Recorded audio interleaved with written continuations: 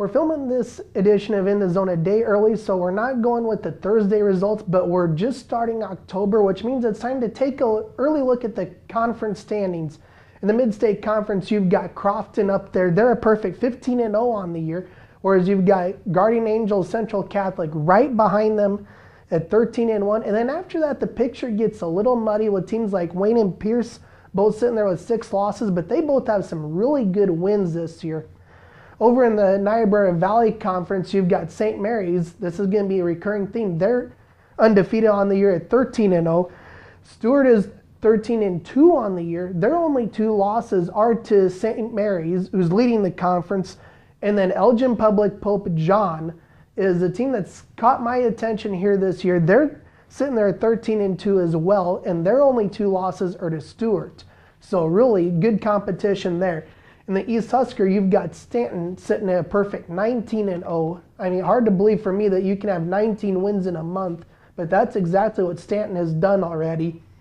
And then you've got North Bend Central, kind of who I talked about earlier, is kind of a surprise team. They're at 15-2. Wisner Pilger 11-3.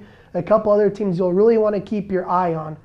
Over at the Lewis and Clark, Emerson Hubbard leads the way. They're a 13-2 team already this year, whereas Wakefield is 13-4. But a couple other teams you'll want to keep an eye on in that Lewis and Clark conference. You got Ponca at 7-4, Wynot at 6-3. They haven't played a lot of matches, but those are 2 teams I think could be real quality teams and could give a really good chase there in the Lewis and Clark conference race.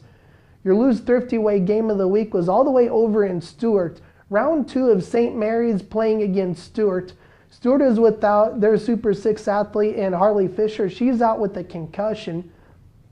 However, earlier in that triangular, St. Mary's setter Bridget Schneider was injured in the opener of that triangular, and that really made the setter position a revolving door.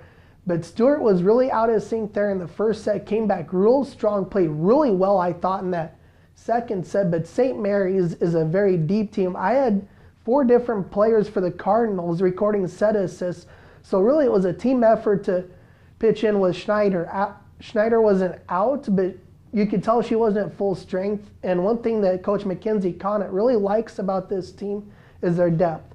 What you'll want to watch for here in the upcoming week, Tuesday, Ponca is at Wakefield, and there's what I think could be a pretty big triangular. Elgin Public Pope John hosts Humphreys St. Francis and St. Mary's. And Wynot hosts a triangular with Emerson Hubbard.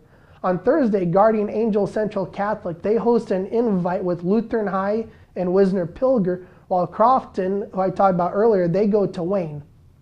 I'm Nick Benish, and thank you for joining me in the Zone.